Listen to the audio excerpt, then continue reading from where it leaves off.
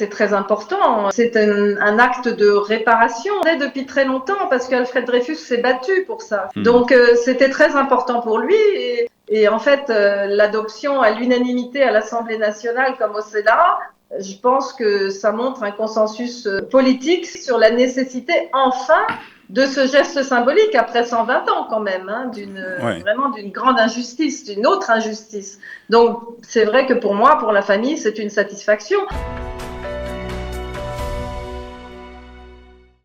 Le Sénat vient d'adopter une loi qui permet la réhabilitation d'Alfred Dreyfus et l'élève au grade de général de brigade, plus d'un siècle après l'injustice dont il a été victime. Que représente ce geste pour sa famille et comment ce texte s'inscrit-il dans l'histoire et dans le climat actuel marqué par un antisémitisme persistant? Et nous sommes avec l'arrière-petite-fille d'Alfred Dreyfus pour comprendre ce geste symbolique. Nous sommes avec Yael Perle Ruiz. Bonjour Yael et merci d'être avec nous ce matin. Bonjour.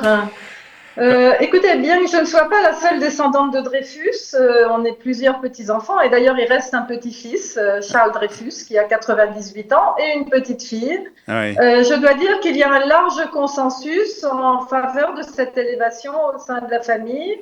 Alors, c'est avant tout une réparation historique. Oui, avant de parler de ça, comment vous avez accueilli, comment vous avez su d'abord, est-ce que vous avez été mise au courant de cette loi qui a été votée au Sénat avant qu'elle soit votée? Oui, bien sûr, bien sûr. En général, on est toujours, vous avez été mis au courant. On est toujours contacté. On est toujours contacté, bien sûr. Ça fait nombreuses années que la famille évoquait cette réparation. Mais en fait, l'armée n'y était pas très favorable. Donc, il nous avait été répondu que l'armée fête plutôt ses victoires que ses erreurs. Et en fait, j'ai rencontré Gabriel Attal, qui est à l'origine de ce vote. Et Charles Ziethenstuhl, je ne sais pas si vous avez entendu parler de lui, c'est le jeune rapporteur qui est député du Bas-Rhin, qui a brillamment présenté cette proposition de loi. Et nous l'avons rencontré d'ailleurs ensemble avec Charles Dreyfus, qui lui a bien connu son grand-père, parce qu'il avait 8 ans quand il est décédé. Oui. Donc, pour me situer, Charles est le cousin germain de ma mère, qui était Simone Perle. Et Simone Perle était la fille de Alfred et Lucie Dreyfus. Et malheureusement, elle est décédée en 2004 et je regrette profondément qu'elle ne soit plus là pour voir cette élévation tant attendue par son grand-père. Alors, qu'est-ce que représente justement cette élévation pour vous et pour votre famille, en fait? Écoutez, c'est très important. Ça représente... c'est un acte de réparation. C'est vraiment, comment dire, en fait, vous l'attendiez depuis longtemps, en fait? On l'attendait depuis très longtemps parce qu'Alfred Dreyfus s'est battu pour ça, si vous voulez. Donc, c'était très important pour lui. Et en fait, en 1906, il n'a bénéficié que d'une réparation partielle. Donc, il a été nommé seulement chef d'escadron. Donc, comme je le disais l'autre jour, en le nommant chef d'escadron, en fait, on le mettait en infériorité. On le faisait devenir subordonné d'autres officiers qui avaient moins d'ancienneté que lui. Donc, il a été obligé, la mort dans l'âme, de demander sa mise à la retraite anticipée.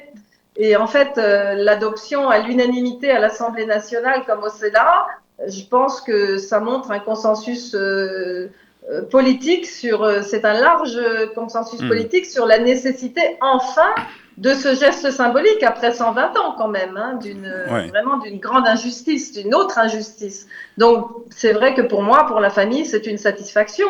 Bien sûr, cette satisfaction est mêlée de peine. De peine que ce soit à titre posthume et que Dreyfus ne l'ait pas vu de son vivant, malgré toutes les démarches effectuées. Est-ce que vous attendez encore des gestes ou des mesures supplémentaires de la part de l'État français? Oui, écoutez, en fait, c'est déjà une réparation officielle, d'accord, mais je pense qu'il faudrait peut-être faire au moins une cérémonie à l'école militaire d'instauration dans son grade. Maintenant, l'historien Vincent Duclerc milite pour une panthéonisation d'Alfred Dreyfus. Alfred Dreyfus est un modèle de dignité, de courage, de patriotisme, de résilience. Je pense que donner sa mémoire à la France pour que ce combat reste perpétuellement dans la mémoire nationale, ce serait important pour dire aux jeunesses d'aujourd'hui et de demain, plus jamais ça. Ce sera une leçon aussi pour la jeunesse en France aujourd'hui, en 2025? Oui, oui, totalement, totalement. Et, ce serait très, très important parce que Dreyfus a toujours voulu que son cas, en fait, son affaire puisse servir l'humanité. Il est évident qu'aujourd'hui, les actes antisémites actuels rendent cette reconnaissance d'autant plus pertinente. Bon, il y a eu bien sûr des récupérations politiques, mais malheureusement, l'antisémitisme n'appartient pas à un passé révolu.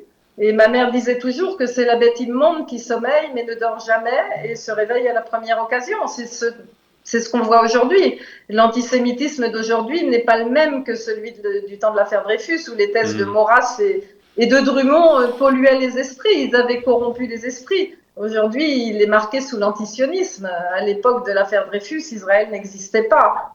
Donc, c'était plus un antisémitisme d'extrême droite. Aujourd'hui, on assiste à un antisémitisme d'extrême gauche qui est plutôt influencé par l'islamisme radical.